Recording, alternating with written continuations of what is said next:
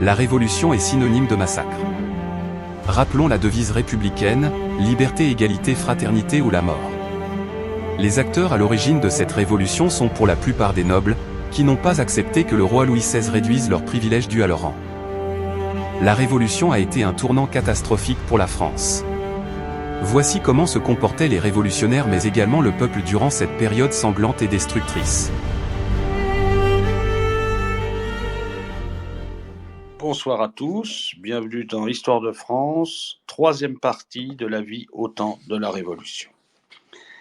Alors, nous avons fait les premières parties sur les Français tels qu'on le parle, la révolution de la mode, le café et les théâtres, les 4 députés, la vie quotidienne en province, etc., etc.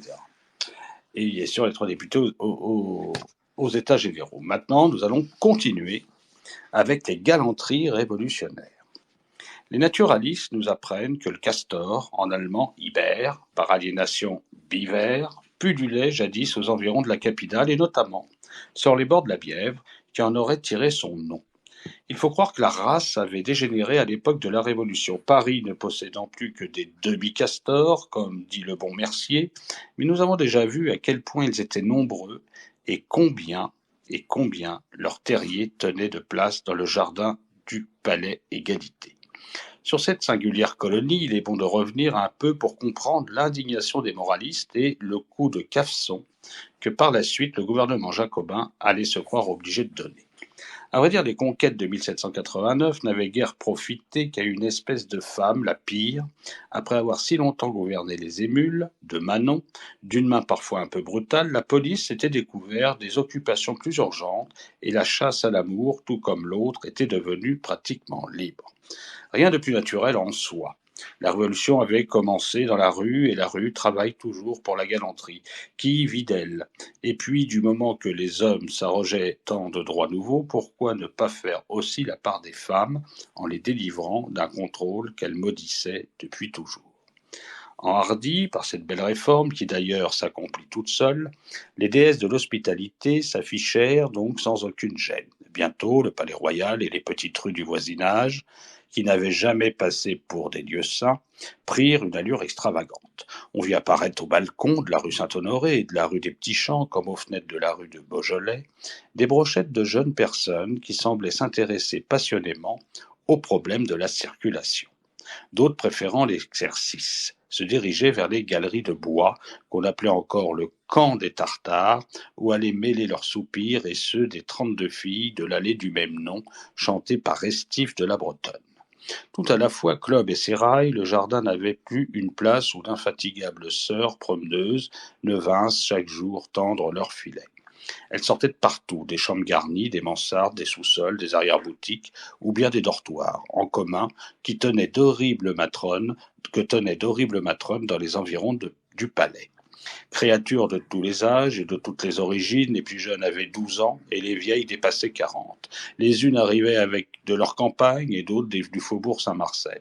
Quelle troupe singulière elles formaient! Grisettes en rupture d'atelier, couturières brouillées avec l'aiguille, bouquetières employant leur malice à revendre sans cesse la même fleur, petites mains bonnes à rien mais prêtes à tout. C'était parmi les délurés une poussée de vocation galante qu'encourageait le goût du plaisir et l'illusion de se sentir libre. Entre ces apprentis grandes coquettes de la chance, la beauté, le savoir-faire ne pouvait manquer de créer rapidement des différences assez marquées. Mailleur de Saint-Paul, un ancien acteur des boulevards qui paraît connaître son sujet tout autrement qu'un historien, nous énumère 3 catégories de beauté. Les femmes entretenues, les courtisanes et les autres, qu'il appelle d'un bien vilain nom. Les premières ont dans leur relation un ou plusieurs hommes mis au monde pour subvenir à leurs besoins et dont la réunion donne exactement l'impression d'une société en commandite. Les secondes, plus effrontées, sont vêtues à la dernière mode, se promènent en cheveux ou coiffées de ces chapeaux à rubans qui s'épanouissent si largement sur les gravures de Debucourt. Elles étalent leur double chaîne de montres, leurs lorgnons, leurs boucles d'oreilles, entre 20 fois dans les spectacles et en ressortent aussitôt, multiplient les sourires et les œillades, bref, essaient d'attirer perpétuellement l'attention parce que, sans être à personne, elles appartiennent à tout le monde et qu'elles louent leur cœur et le reste comme on loue les chaises du jardin. Avec elle, la société en commandite est devenue société anonyme. Enfin, la fille publique, généralement accompagnée d'une soi-disant mère ou d'une servante malpropre, se tient volontiers sous les galeries pour ne pas montrer en pleine lumière ses bijoux faux et sa robe défraîchie. Elle borne ses ambitions à des conquêtes de troisième ordre, recherchant l'étranger timide, le commis de boutique ou le joueur décavé. Ce n'est plus que le tronc pour les pauvres. D'un pôle à l'autre, un Parisien qui connaît son monde n'a pas de peine à s'orienter. Il sait d'avance que ni la mulâtresse Bercy, ni les trois Téniers, ainsi nommés parce qu'elles ont trois Richards d'Amsterdam pour amants, pas plus que la blonde Latierce, pas plus que la brune Saint-Maurice, à la taille svelte et aux pieds pointus, ne conviennent aux bourses médiocres, mais supposez un provincial, arrivant sans préparation de son Languedoc, de sa Bretagne ou de son Dauphiné, et tombant en arrêt devant cette tour de Babel galante, il risquera de se tromper d'étage. Voilà précisément ce qu'on redoute à l'approche de la grande fédération de 1790, au moment où les départements s'apprêtent à envoyer dans la capitale de si nombreuses délégations. Elles compteront maintes célibataires et même parmi les gens mariés. Il se peut que plus d'un désir, sous le couvert de l'union nationale, tâter aussi de l'union libre. Heureusement, de bons esprits veillent et quelques jours avant la fête, un éditeur a l'idée de lancer discrètement une petite brochure qui va rendre les plus grands services. Conçue sous la forme d'un journal et destinée à fournir plusieurs numéros, elle a pour titre « Tarifs des filles du Palais Royal, lieux circonvoisins et autres quartiers de Paris avec leurs noms et demeures ». L'auteur a soin de nous avertir qu'il croit faire acte de patriotisme en cherchant à éclairer le nombre infini d'étrangers que la fête amène à Paris, et que l'amour de la liberté y attire tous les jours. Et il faut reconnaître que ce bottin demi-mondain, colporté sur les boulevards et vendu souvent dans les boîtes fermées à clé, pour mieux aguicher le badaud, donne de merveilleuses précisions. Non seulement les noms, les adresses, mais les attraits particuliers de chaque belle et les rétributions moyennes qu'on exigera des visiteurs. Choisissez, braves provinciaux, voici un ouvrage de poche qui vous permettra de passer quelques heures inoubliables. Si vous disposez de 25 livres, Madame Duperron et 4 de ses jeunes amis vous attendent au Palais Royal, numéro 33. Si vous êtes d'humeur économe, rabattez-vous sur Victorine, dont vous gagnerez les faveurs avec 6 livres et un bol de punch. Même tarif chez la paysanne au numéro 132, mais on vous prévient charitablement que cette demoiselle dort toute la nuit. Passons sur les défauts de Georgette, dévergondée quand elle a bu, mais regrettons plus sérieusement que la Bacchante, une célébrité du moment, la Bacchante, cette fille superbe qui a eu son portrait au dernier salon et dont les connaisseurs ne se lassent pas de vanter l'œil de braise, le corps nerveux et l'opulente chevelure, manquent d'une façon si scandaleuse au principe de l'égalité. 6 livres pour les brillants et faibles et 12 pour la clientèle des vieillards. Telle est la règle de la maison.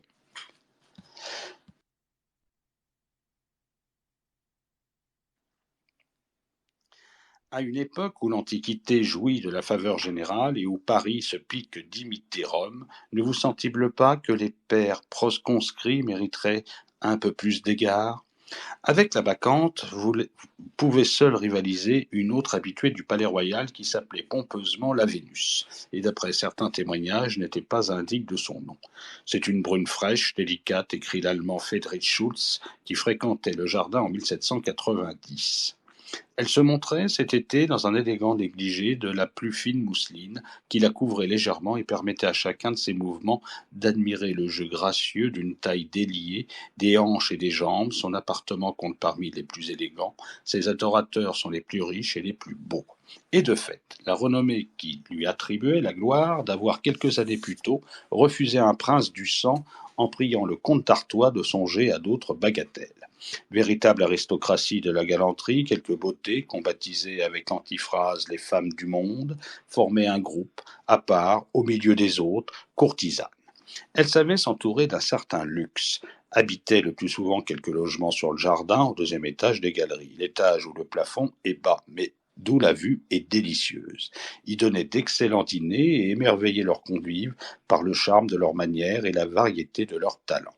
Jouant du piano forte, chantant et dansant à ravir, Quelle maîtresse de maison parfaite et quelle maîtresse tout court pour les étrangers fortunés désirant s'initier à la grande vie parisienne. Kotzebue, qui a connu l'une d'elles, nous explique l'ingénieuse façon dont elles exerçaient son ministère. Voilà ce qu'il dit. Elle s'arrange avec 1, 2, 3 ou 4 étrangers pour une certaine somme, s'attache exclusivement à eux. Elle visite avec eux les théâtres, les campagnes aux environs et devient une compagne de voyage amusante et expérimentée. Mais l'agence Koch, XVIIIe siècle, se double d'une école de morale pratique. Elle forme, dit toujours Kreutz, comme un collège les jeunes gens en les préservant des autres filles de son état. Tient l'œil à leur garde-robe et à leurs achats et les instruit au prix des choses. En un mot, elle lèche les jeunes ours d'Angleterre, bouchonne les rouges jouvenceaux d'Allemagne et donne du sang et de la souplesse aux animaux amphibies de la Hollande. Tout cela serait bien, fort bien, mais si ces louables dévouements ne cachaient trop souvent des calculs beaucoup moins désintéressés, quand nos belles dames prennent des étrangers chez elles, 9 fois sur 10, c'est pour leur donner le goût du crêpes et 31 et du biribibi. Et qu'ils soient ours, poulains ou phoques, ils ne tardent pas à être plumés comme les poulets de la Bresse. Chez Madame de Saint-Romain, qui habite au-dessus du caveau du Palais-Royal, les attraits des cartes s'ajoutent à ceux de quelques charmantes nièces. Chez Madame Lacour, place des Petits Pères, le jeu de la blonde et de la brune a pour complément naturel celui de la rouge et de la noire. Et la digne Madame Villiers tient rue Chabanais, un salon où les trahisons de la fortune ne sont pas plus rares, hélas, que les coups de pied de Vénus. Des pièges comme cela n'attiraient sans doute qu'une seule catégorie de curieux, et pas la plus intéressante, puisqu'elles auraient dû savoir se défendre. Mais que penser d'établissements ouverts à tous, comme cette boutique de la rue Saint-Honoré, où de prétendues religieuses, échappées de leur couvent sans avoir eu le temps de se vêtir, racontaient aux badauds des histoires de vœux forcés, comme ces maisons de baigneurs, servant évidemment de prétexte à un sport d'un tout autre genre, comme ce magasin de l'enseigne des Trois Galants, que les Goncourt n'hésitent pas à qualifier de véritable académie de prostitution. Comme cette boutique du Palais-Royal, enfin, où deux sauvages du Canada, l'Algonquin et l'Algonquine, s'exhibaient aux Parisiens dans le plus simple appareil, et pour peu qu'on les priât avec 3 livres à la clé, commenté par le geste jusque dans ses dernières conséquences, la Déclaration des droits de l'homme sur la femme. Dans cette odeur de pourriture qui montait du pavé, au fur et à mesure que croulait le vieux monde et qu'une autre société s'installait à sa place, il y avait de quoi effrayer les esprits les plus libéraux. D'aucuns proposaient des remèdes dont l'efficacité n'apparaissait malheureusement pas bien certaine. N'en citons d'autres exemples que la pittoresque réforme imaginée le plus sérieusement du monde par Rétif de la Bretonne. Ce Scudéry du ruisseau n'entend pas supprimer le publicisme des filles, mais seulement le régler. Il les souhaite enfermer dans des maisons commodes et sans trop d'apparence que l'État prendra sous sa protection et qu'on nommera les Parthénions. Un conseil de 12 citoyens, d'une moralité éprouvée, mettons dans les petites villes, le notaire et le commandant de la garde nationale, surveilleraient chaque Parthénion sous l'autorité du conseil une supérieure et des gouvernantes guideraient nos demoiselles dans les sentiers de la vertu. L'installation matérielle de ces maisons de famille est l'objet de longues descriptions où le romancier se révèle poète, ici entre cour et jardin. Voilà ce qu'il dit. Différentes entrées masquées par des arbres, des bosquets et des triages, afin qu'on puisse se glisser sans être remarqué aux endroits où se trouvent les bureaux, semblables à ceux de nos spectacles. Tous ces pensionnaires devront être réunis 8 heures par jour dans 2 salles, les plus belles personnes occupant le côté du corridor numéro 1. Elles y seront discrètes, rétives, assises, tranquilles, occupées de la lecture ou du travail de leur choix. Chaque place sera marquée par une fleur différente qui donnera son nom à la fille qui l'occupera. Ainsi celles dont les places seront désignées par une rose, une amarante, du muguet, des narcisses, etc., etc., se nommeront roses, amarantes, etc., etc. Et que d'autres trouvailles révélant chez leurs auteurs une adorable ingénuité, défense d'employer des parfums, de mettre du blanc ou du rouge, de se servir de pommade. This space was downloaded via spacesdown.com. Visit to download your spaces today. Pour adoucir la peau, étant retenu que tout cela ne donne qu'un éclat factice et détruit la beauté naturelle. Les jours où elles seront sorties, ces dames seront conduites au théâtre dans des voitures exactement fermées, et les loges qu'elles occuperont seront garnies d'une gaze. Le reste du temps, les exercices de la maison élèveront l'âme, les dirigeants du Parthénion ne perdant jamais de vue qu'ils doivent servir de parents à leurs pensionnaires, leur prodiguer tous les bons offices que la raison et l'humanité proscriront, pour favoriser les penchants, et de celles qui nourrissent le dessein, de vivre désormais en filles d'honneur. Voilà certes un touchant programme et qui doit faire pardonner à Rétif quelques ouvrages d'une intention moins pure.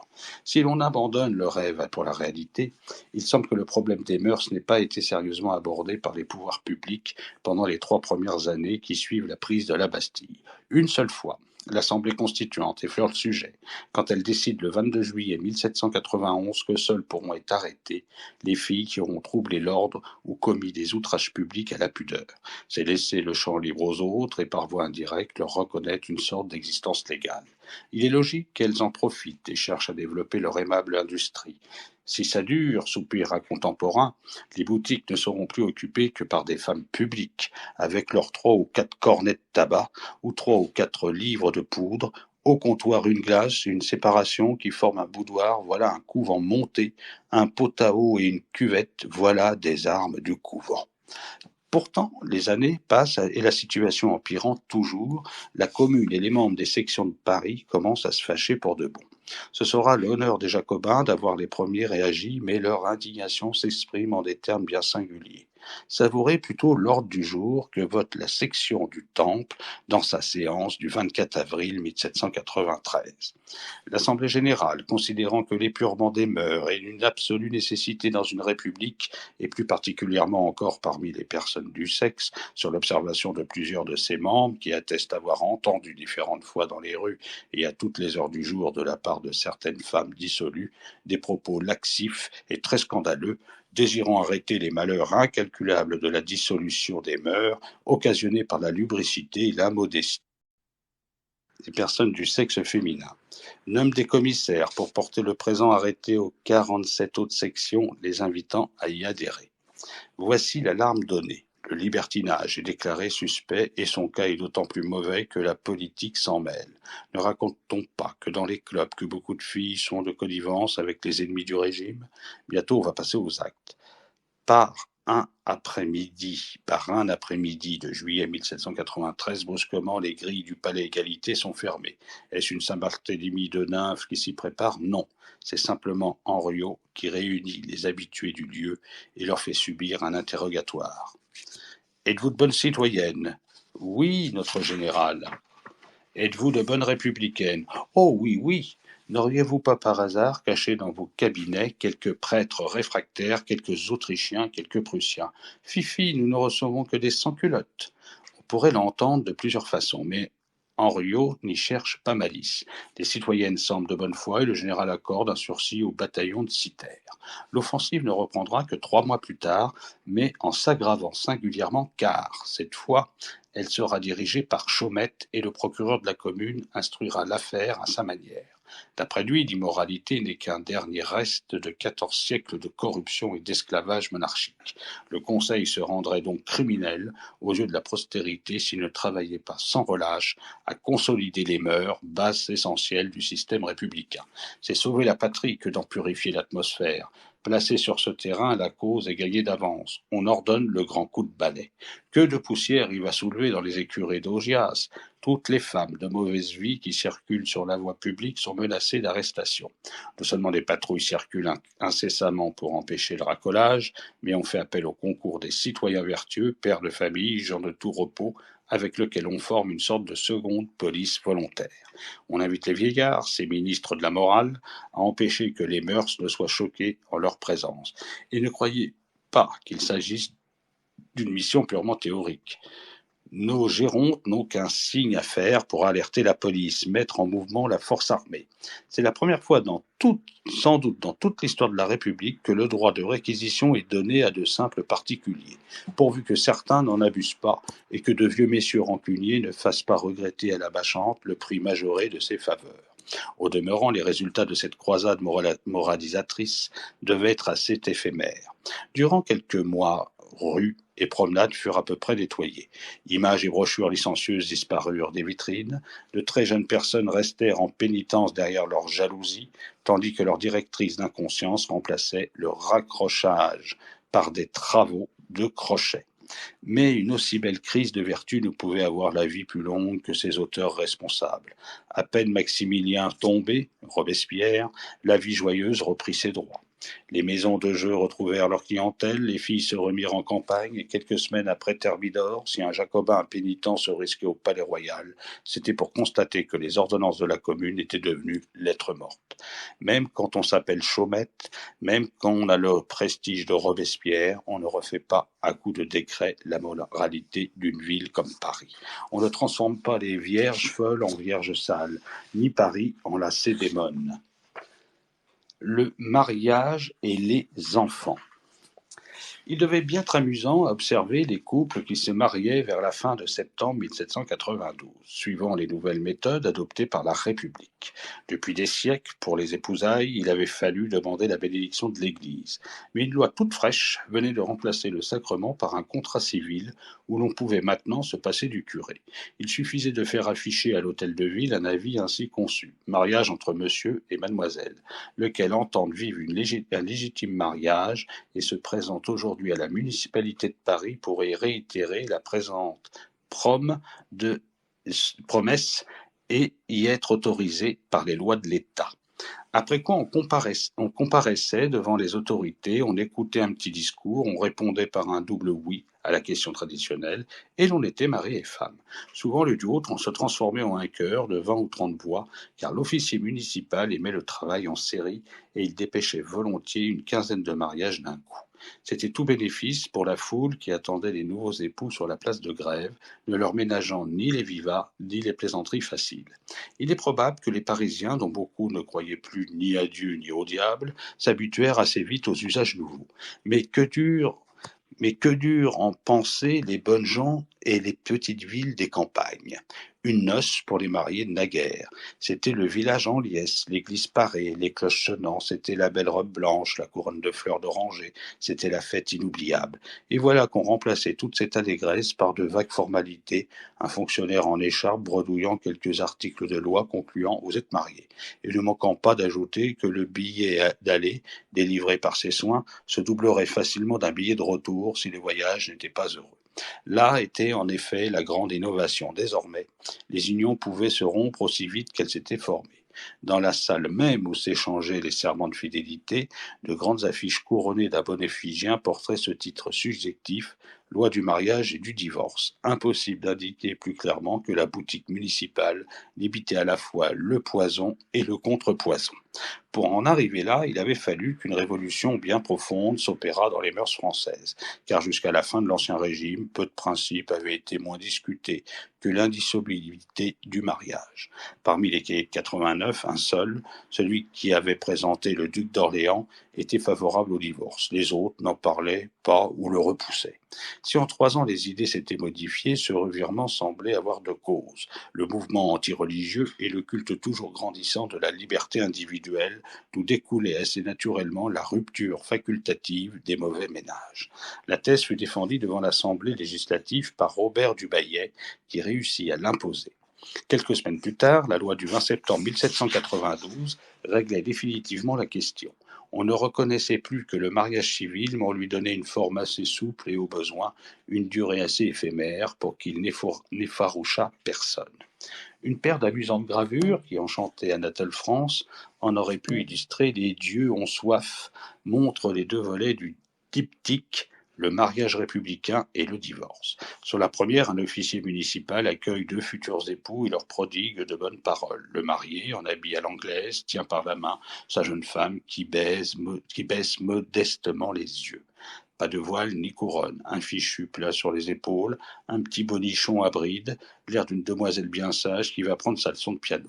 Au pied de l'estrade, les membres des 2 familles signent le contrat sur une table.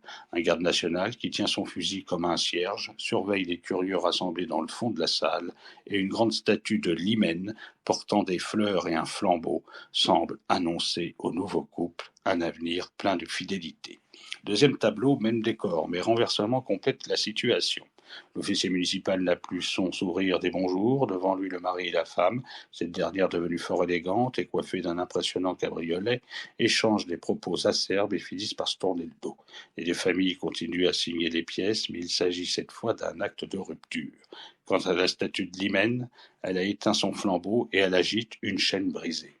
Comment a pu être le discorde? La citoyenne a-t-elle été volage, son mari joueur, débauché, ou bien invoque-t-on tout simplement la classique incompatibilité d'humeur, suprême ressource des époux qui aspirent à se libérer?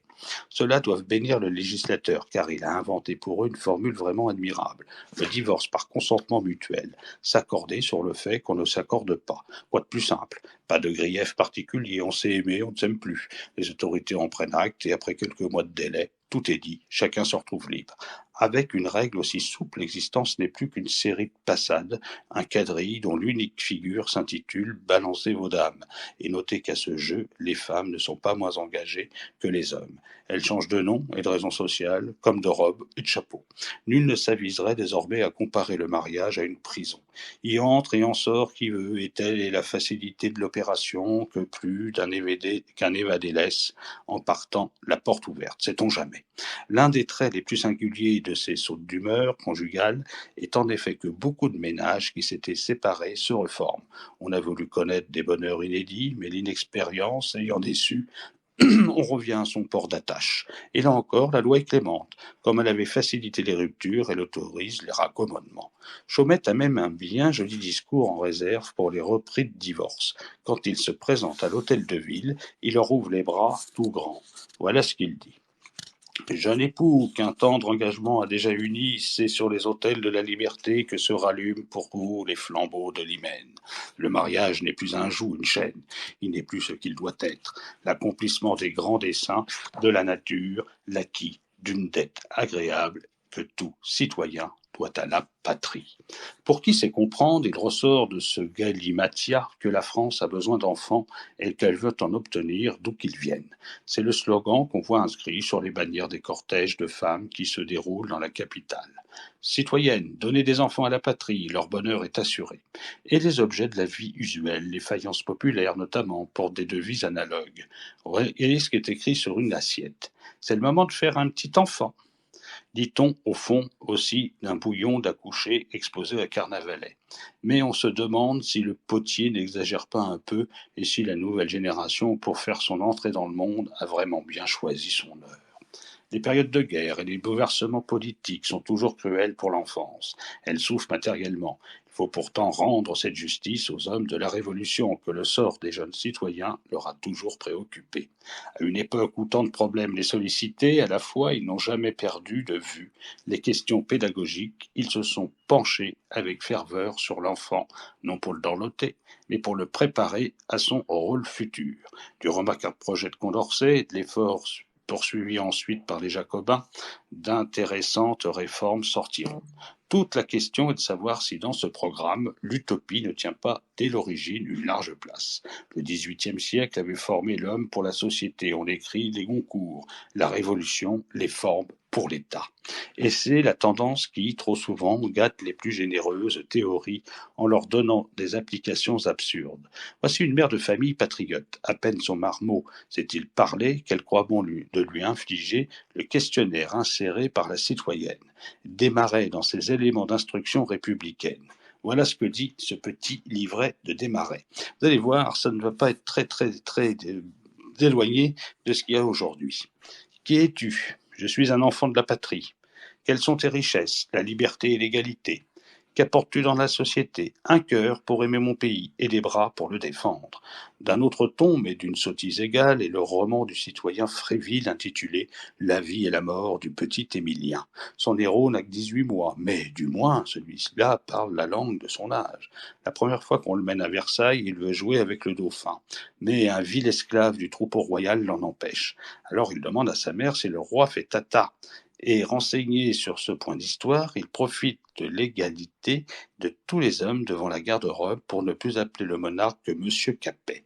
Littérature enfantine, dira-t-on, perle d'une bibliothèque rose qui serait tricolore, mais les trouvailles des gens sérieux ne sont pas moins ridicules, à commencer par les circulaires des maîtres de pension pour faire comprendre aux parents les beautés de l'enseignement qu'ils donnent. Même dans les classes primaires, l'étude de la Constitution est maintenant l'objet d'un cours spécial.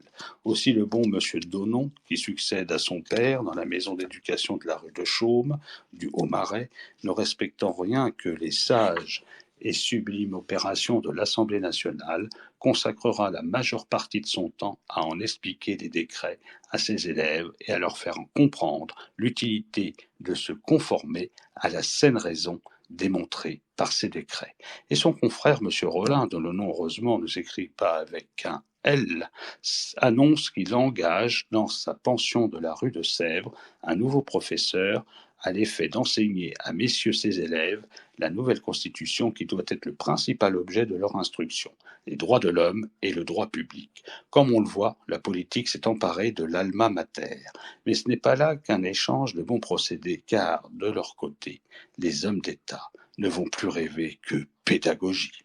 À la plupart des conventionnels, le problème semble capital. Un régime social nouveau, impliquant une forme d'éducation nouvelle. Cette idée poursuit Robespierre même jusque dans la nuit. Mais elle n'obsède pas moins Saint-Just. Des notes de lui retrouvées il y a une trentaine d'années dans les papiers privés de Maximilien nous révèlent ses propres théories sur la formation de la jeunesse. Elles risquent d'étonner un peu, mais on ne saurait leur reprocher de manquer d'originalité, voire d'absurdité. D'abord, quelques principes généraux. L'enfant, le citoyen, appartient à la patrie. L'instruction commune est nécessaire. Les enfants appartiennent à leur mère jusqu'à 5 ans, si elle les a nourris, et à la République ensuite jusqu'à la mort. Comment l'État va-t-elle entendre son rôle de père nourricier? Il enseignera le bien à ses pupilles en les laissant à la nature. Les mânes de Rousseau s'en réjouiront et le système ne sera pas coûteux. Les 10 pupilles coucheront sur des nattes, seront vêtues de toile en toute saison et vivront uniquement de racines de fruits, de légumes, de laitage, de pain et d'eau. Passons aux méthodes morales. Saint-Just proclame qu'on ne peut caresser ou frapper les enfants, qu'on doit leur interdire les jeux d'orgueil ou d'intérêt. Et enfin que les petits Français seront rigoureusement formés au laconisme du langage. Ils se rattraperont plus tard quand ils seront nommés députés. L'instruction proprement dite comportera des écoles de 2 degrés, toujours établies à la campagne. Dans les premières, les enfants de 5 à 10 ans apprendront à lire, à écrire et à nager. Dans les secondes, qu'on fréquentera de 10 à 16 ans, l'éducation sera surtout agricole et militaire. Exercices d'infanterie, manœuvres de cavalerie, aide fournie aux laboureurs à l'époque des moissons. Les élèves seront répartis en compagnies et en bataillons et chaque mois, l'instituteur leur désignera un chef parmi ceux qui seront le mieux conduits. À 16 ans, l'enfant s'émancipe, sans avoir le droit de revoir ses parents avant sa vraie majorité à 21 ans, comme la République se méfie des familles. Il peut choisir un métier et quitter son sarrau de toile pour revêtir le costume des arts. Mais cette faveur ne s'obtient qu'après une épreuve solennelle. Il faut traverser aux yeux du peuple un fleuve à la nage le jour de la fête de la jeunesse. Le costume des arts ne serait-il pas en définitive qu'un caleçon de bain ? Il y a heureusement, loin de ce programme fantaisiste et idiot au système d'enseignement adopté par la Convention et dont 3 décrets successifs devaient régler l'application, la loi de décembre 1793 instituant l'école primaire gratuite et obligatoire, loi de novembre 1794 supprimant l'obligation et tolérant les écoles libres, loi d'octobre 1795 enfin remplaçant la gratuité par une légère rétribution et marquant ainsi un pas en arrière très net. On avait vu grand au début, mais la débâcle financière obligeait le directoire à resserrer les cordons de la bourse. Bien modestes les écoles telles qu'elles se présentaient alors dans la majorité des départements, des locaux insuffisants, des classes mal tenues, un personnel enseignant médiocre. Voilà ce qu'on trouvait presque partout. Un inventaire de l'école d'Ambert dans le Puy-de-Dôme en 1795 signale un pauvre mobilier, de méchantes tables, des rayons vides de livres, des planchers défoncés. Les élèves ne savent pas grand-chose, surtout les filles, et rien n'est moins surprenant car les maîtres emploient des méthodes terriblement routinières. On cite comme un Félix, l'instituteur de Montel de Cella, qui fait précéder les idées aux mots pour piquer la curiosité des enfants. N'était-ce pas pourtant l'ABC du métier? L'école buissonnière fait florès et elle est souvent encouragée par certains parents qui voient d'un mauvais œil l'enseignement laïque, éternelle histoire. À Beaumont, des maires vont jusqu'à brûler les livres de classe républicains. Ce qui paraît plus grave, c'est la difficulté qu'on éprouve à recruter les instituteurs et les institutrices. Une candidate qui signe Hélène Charvet, veuve Chapelle, et doit enseigner l'orthographe, rédige cette demande. Voilà ce qu'elle dit. Je désire que les citoyens jurys me trouvent capable. Je ferai ce qu'on m'ordonnera. Un vieil ecclésiastique qui se prétend l'auteur d'une thèse de mathématiques s'avère tout juste en mesure de faire une addition. Un ancien aumônier qui lit avec difficulté et ne sait pas poser de chiffres promet, à 62 ans, de faire des progrès. Et comme il n'a pas de concurrent, le jury se voit forcé de l'inscrire sur la liste dite d'aptitude. Pour garnir les vides, on essaie de favoriser les postes doubles. Mais le citoyen Michaud, membre du jury d'Orion, voudrait qu'ils fussent réservés à des ménages légitimes. Il serait à désirer, écrit-il, que dans les petites communes où il n'y a qu'un presbytère, on y plaçât un époux et une épouse pour enseigner les deux sexes, parce qu'il serait à craindre que sur un même toit, deux étrangers unussent ensemble des divisions ou des querelles, ou ne se livrassent à des liaisons ou même à des passions dont les suites ne pourraient être que très préjudiciables aux bonnes mœurs, témoins de la conduite que tenaient avec leur gouvernante la plupart des ci-devant curés de campagne, où il n'y avait aucune personne honnête à voir, dit-il. Où est la vérité, grand Dieu? L'enseignement d'hier ne valait rien, celui d'aujourd'hui ne vaut pas grand-chose, car celui d'hier, au moins, était simple et était clair. C'est miracle que les jeunes Français finissent tout de même quelquefois par avoir un peu d'instruction.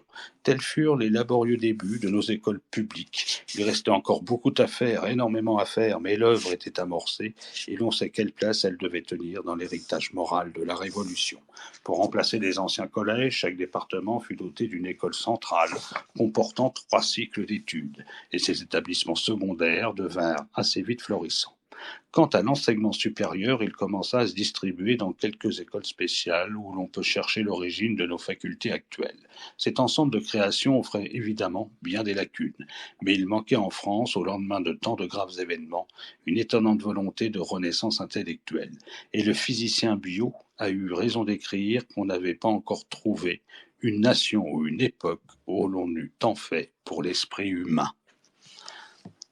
Maintenant, nous allons revenir plus ou moins sur Paris. Ça sera le dernier chapitre de cette soirée et ça sera le climat de Paris pendant la Terreur. Que d'événements entre le 10 août 1790 et le 9 Therminor de l'an 2.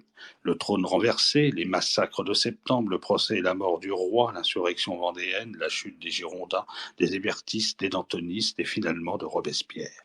À l'extérieur, Valmy, Gemnappe, la conquête de la Belgique et de la rive gauche du Rhin.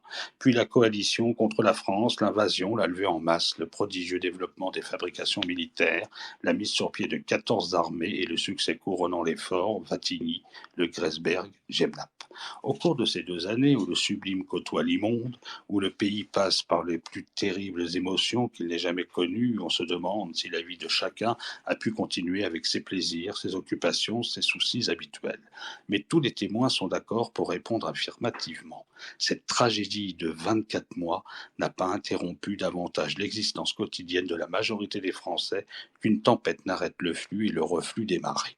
La difficulté des approvisionnements se fit parfois cruellement sentir. Il y eut des jours où, après avoir piétiné de longues heures à la porte des boucheries et des boulangeries, tiens donc, ça se faisait après la Révolution, alors que le peuple semblait mourir de faim en 1789, Paris dut se passer de dîner. D'autre part, les arrestations en série, les exploits de la guillotine, 2800 victimes pour la capitale et à peu près 14 000 en province, ne manquèrent pas d'émouvoir une partie de la population. Mais rien de tout cela n'empêcha les ouvriers d'aller à leur travail, les commerçants à leurs boutiques, les hommes de courtiser les femmes, bref, beaucoup de gens d'être heureux. Quand Élisabeth Le Bas, née Duplay, déclare que le printemps de l'an 2 fut la plus belle époque de sa vie, on peut attribuer son optimisme et à sa dévotion pour Robespierre. Mais des hommes de l'autre camps ont eu les mêmes indulgences. Pas qu'il fût amoureux de Madame B. En 1793, le royaliste Julian écrit dans ses mémoires. Il paraît difficile de concevoir que dans des temps aussi déplorables, on ait pu connaître le plaisir et même le bonheur. Rien n'est plus vrai cependant, cette époque de ma vie est une de celles qui m'a laissé le plus doux souvenir. Et Sébastien Mercier, qui lui aime la République, mais qui déteste les Jacobins, est le premier à reconnaître qu'au cours de la même période, la physionomie de Paris n'a presque pas changé.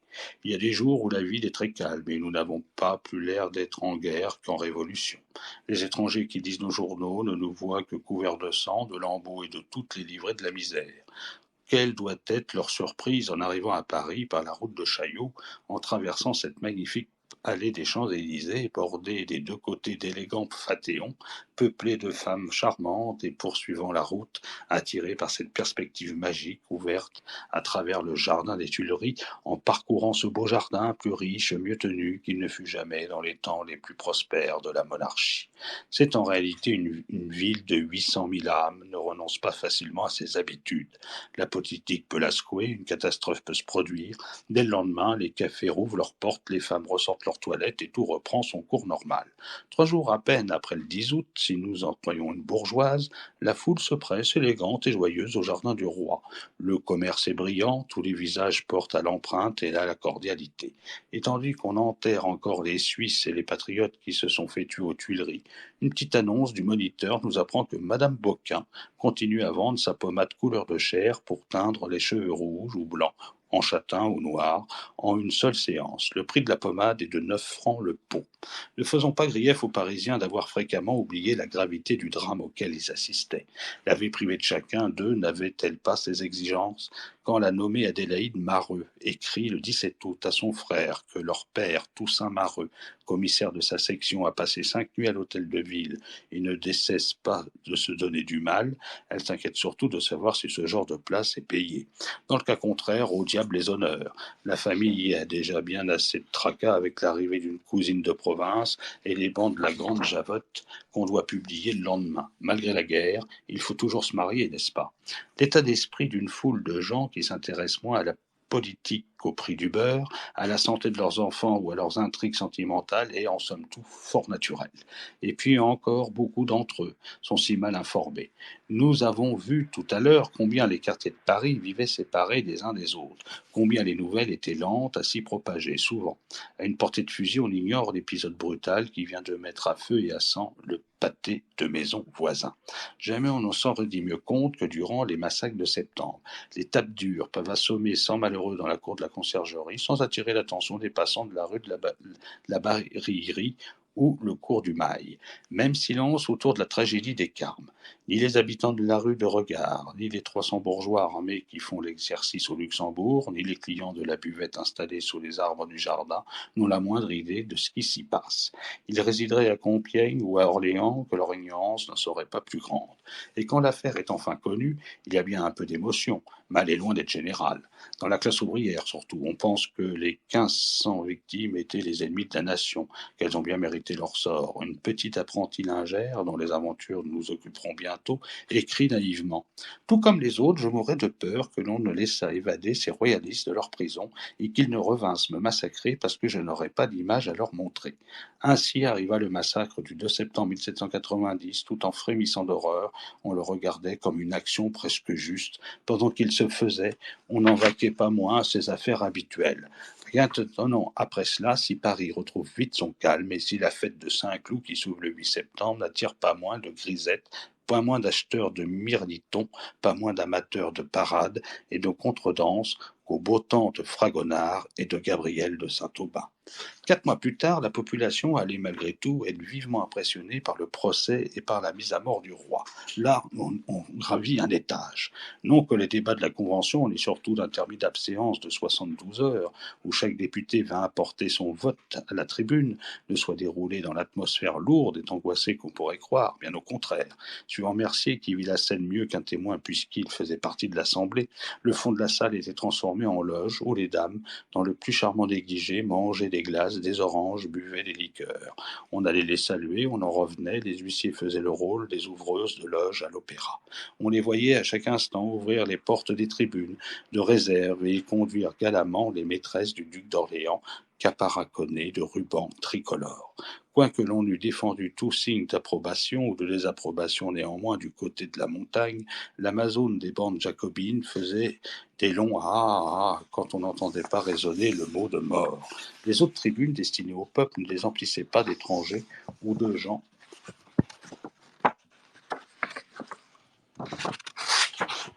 de tous états. On y buvait du vin et de l'eau de vie comme en pleine tabagerie. Les paris étaient ouverts dans tous les cafés voisins car on pariait sur ce qu'il allait devenir de l'ancien roi.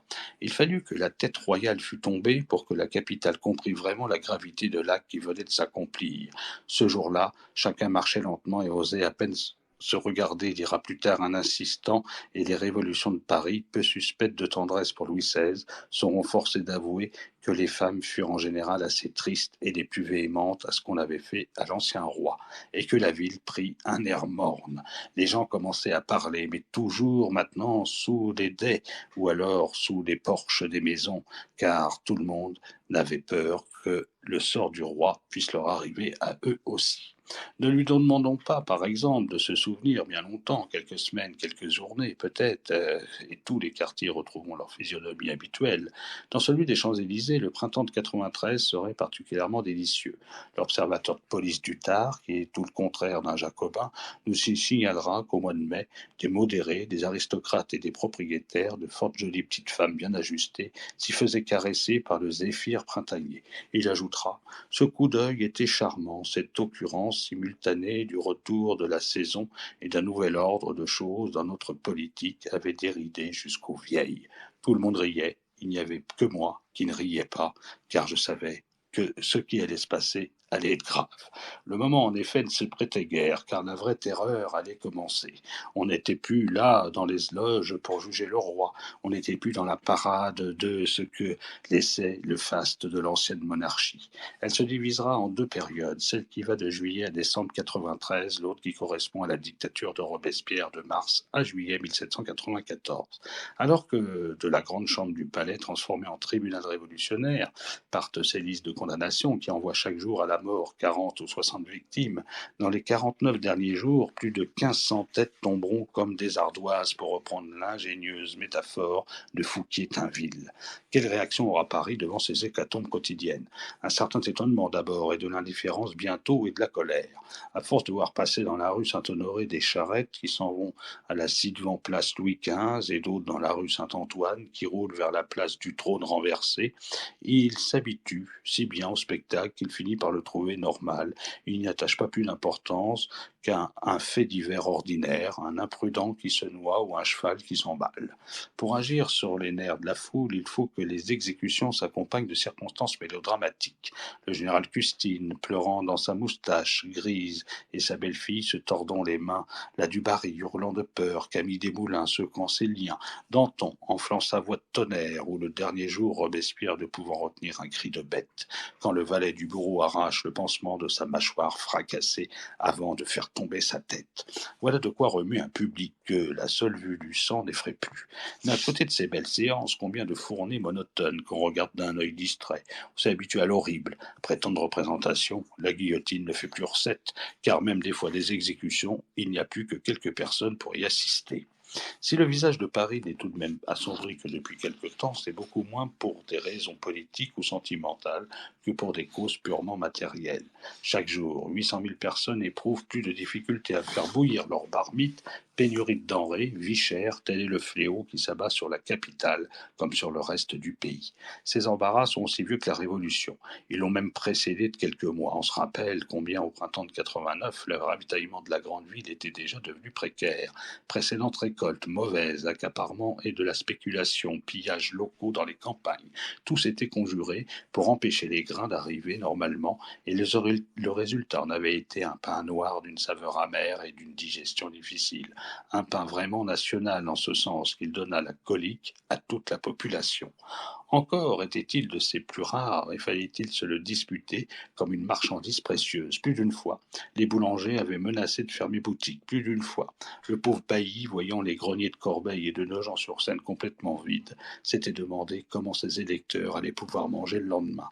Pour beaucoup de troupes, pas d'autre cause que cette angoisse quotidienne, que cet événement d'une foule, que la famine terrorise. Heureusement, tout s'est d'abord arrangé. La province est venue au secours de la capitale.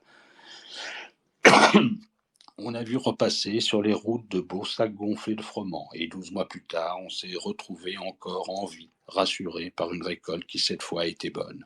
Rien ne prouve mieux le rétablissement de l'équilibre que les prix des restaurants de 1790, sans parler de maisons comme Méo, que fréquente la société riche et où l'on fait pour 8 ou 10 livres des repas dignes de Lucullus. Servis dans de la vaisselle d'argent ou d'or, le client moyen peut confortablement dîner chez Trianon, rue des Boucheries Saint-Germain, ou chez un bon traiteur de la rue des Petits Pères en dépensant à peine 30 sols. De plus modestes établissements, comme il y en a dans la cité, donnent pour 10 sous la soupe, le bouilli, une entrée et un demi-verre de vin. Telle est encore la vie chère au moment de la fédération, et voilà de quoi justifier le bon moral des Parisiens. Pas de grand changement l'année suivante, un jeune Bissontin de 19 ans, Claude Ferdinand Fèvre, fils d'un ancien procureur au Parlement qui arrive de sa province dans les derniers jours de juillet, est étonné de la bonne chère qu'il fait, non seulement à Paris, mais tout le long de son voyage. Le trajet depuis Besançon n'a été qu'une série de bonbances. On a mangé au relais d'Auxonne une carpe de 12 livres, sablé le champagne à 3, emporté dans la voiture un fort panier de bouteilles pour arroser en cours de route les poulets froids, de la pâtisserie, un énorme panier d'abricots, et tout le monde a si bien bu, si bien ri, si bien chanté, que lorsqu'on débarque enfin dans la cour des messageries, notre garçon ne tient plus sur ses jambes. Il n'a même plus envie de manger la cuisse du jambon braisé. Quand 8 heures de sommeil l'ont à peu près remis d'aplomb, il se fait conduire chez un traiteur. Le salon est tout garni de glace. On peut choisir ce qu'on désire sur une carte impressionnante, dépliant en 3 ou 4 fois, mais les prix semblent fort modestes. On m'a servi, écrit le jeune homme à son père, un potage au vermicelle dans lequel il y avait au moins 2 assiettes creuses ordinaires, un gros morceau de mouton et des herbes dessous, du beau pain et le tout pour 14 sols 6 deniers. Le plat est 2 sols de pain. Dans un plat, il y en a pour 2. N'est-ce pas un pays de cocagne? La même abondance va durer jusqu'au moment où la situation générale s'étant fortement aggravée, les prix s'élèveront de même. 1000 difficultés se présenteront alors presque en même temps. L'assignat à peine né, perdant 30% de sa valeur, l'obligation de nourrir tant bien que mal les armées parties aux frontières, l'insurrection de la Vendée privant le reste du pays d'une expédition moyenne de 600 têtes de bétail par jour, l'inquiétude des campagnes, enfin, qui pour ne pas vendre le grain à vil prix, le cachent par tous les moyens, se dérobent aux réquisitions. Étonnez-vous, après cela, que le ravitaillement de Paris, déjà pénible depuis 2 ans, devienne tout à fait problématique au début de 93. Désormais, des mois en mois, les crises vont succéder. Crise du savon et du sucre à la fin de février, crise du pain à la fin de mai, et en juin, nouvelle crise du savon, encore en juin, nouvelle crise du pain à la fin de juillet et en août. La sécheresse empêchant les boulins de tourner, on voit recommencer les queues à la porte des boulangeries et ces interminables stations où les nerfs s'usent dans l'attente et les poumons dans les courants d'air, durement parfois jusqu'à minuit, de minuit jusqu'à 11 heures du matin. Parfois aussi, quand le tour des manèges arrive, on leur déclare froidement que le stock étant épuisé, il faut s'en retourner bredouille. Qu'elles ne s'avisent pas de crier trop fort. Des fenêtres du premier étage, on leur jetterait quelques bons seaux d'eau sur la tête pour leur prouver que malgré tout, on sait servir la clientèle. C'est ce qui arrive un matin devant une boulangerie du Faubourg Saint-Honoré, à quelques pas de l'hôtel de Beauvau, s'il faut en croire l'observateur de police Grivel. Malgré le maximum général décrété le 29 septembre, loi stupide et impraticable, malgré la carte de pain instituée 30 jours plus tard, malgré la propagande en faveur du carême civique, tiens, on reprend à faire de la religion quand on a faim, malgré les plantations de légumes au Luxembourg et aux Tuileries, la disette ne fera que s'aggraver. On paiera très cher un vin frelaté, mélange affreux de drogues pernicieuses, eau de vie, alun et ditage, poison d'autant plus perfide qu'il offre une suavité invitant à boire. Pas moins de plaintes concernant la viande. Les bouchers mettent dans leur pesée des pieds et des têtes de bœuf et disent à leur pratique « Voilà du maximum, si t'en veux pas, va te faire foutre ». Quand il s'agit d'épicerie, de légumes, d'œufs ou de beurre, cuisinières et mères de famille, la plupart faibles et timides n'osent pas résister aux vendeuses qui dépassent les prix officiels. Mais le mécontentement grandit et des ouvriers du port, attablés avec leurs femmes chez un traiteur voisin de la Pitié, ne se gênent pas pour murmurer en janvier 1794 « Les marchands de Paris ne valent pas de sol, qu'ils prennent garde, la sainte guillotine est là, on peut la ressortir ». Puisque le maximum est devenu si difficile à respecter, le comité de salut public ne trouve pas d'autre solution que de relever un peu les tarifs. Il entend, comme l'a dit Barrère, guérir le commerce et non le tuer. Mais les prix nouveaux qu'on affiche le 25 mars ne sont du goût ni des marchands ni de leurs clients. Les bouchers pratiquent de plus belle l'escroquerie aux réjouissances et les ménagères estiment que payer des mâchoires de bœuf dit sous la livre, c'est bien cher. Mise en vigueur le mois suivant, la carte de viande ne fait que démontrer mieux encore la pauvreté des arrivages et l'insuffisance des portions. Désormais, Paris va se nourrir un peu comme une ville assiégée en temps de guerre. On se saurait non pas à se débarrasser des rois, mais revenir au temps de la guerre de 100 ans, quand les villes étaient assiégées par l'anglais. D'autres privations l'attendent hélas. Quand le bétail se raréfie, la graisse n'est pas longue à manquer. Adieu donc chandelles et bougies, toute la gaieté de la vie nocturne. Il est vrai qu'on peut se rabattre sur les modestes quinquets à l'huile. Et puis, comme le note un rapport du citoyen Jacquier, agent national de district, les beaux jours et la fraîcheur des soirées font prolonger les conversations et les promenades, et l'on s'aperçoit moins de la pénurie que de la chandelle. Nous sommes alors en plein juillet. Mais que le mois de décembre arrive, et l'on deviendra moins poétique. Aux restrictions de la lumière s'ajouteront celles du chauffage, car Dieu sait combien coûteront un seau de charbon ou un crochet de bois. Triste hiver de 93-94, où les Parisiens attraperont des engelures devant leurs cheminées vides et des fluxions de poitrine la nuit en attendant l'ouverture des marchés. La mortalité, d'ailleurs, augmentera pendant cette période.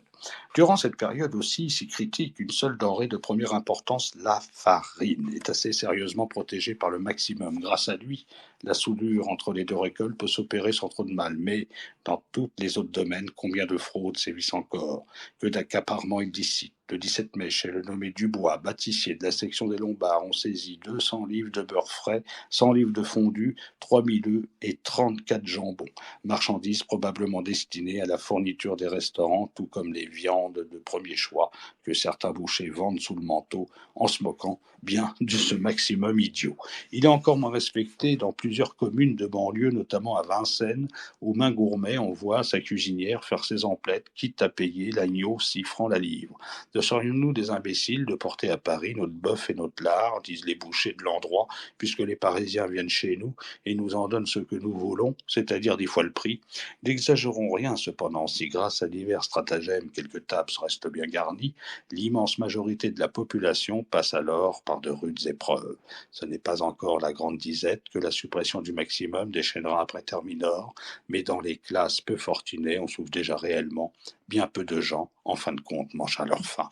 Et bien sûr, ils mangent bien, alors que quand Louis XVI était à Versailles. Et voilà pourquoi, 20 ans plus tard, un rescapé de la terreur la définira encore en ces termes, cette période. Une violente crise politique compliquée, non moins plus violente crise d'estomac. Eh bien, je vais maintenant, il est 22h30, je vais finir cette troisième partie de cet ouvrage, magnifique ouvrage de Jean Robiquet, La vie quotidienne au temps de la Révolution.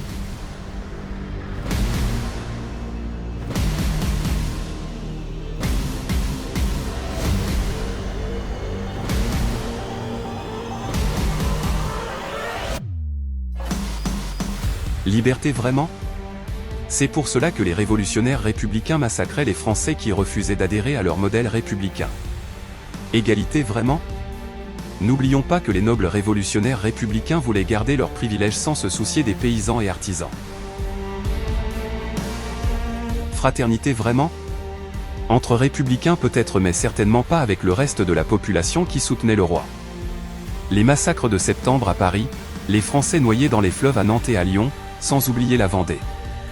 Les bébés jetés dans les puits, les viols des femmes même enceintes et qui étaient éventrées, les maisons brûlées, les prêtres et les fidèles violemment assassinés pour leur foi, condamnés à célébrer les homélies, les mariages et les baptêmes dans la clandestinité. La mort, oui des milliers, le sang des Français a coulé. Nous espérons que cette vidéo vous aura éclairé sur les conditions de la Révolution et vous permettra d'en apprendre davantage sur cette sanglante période.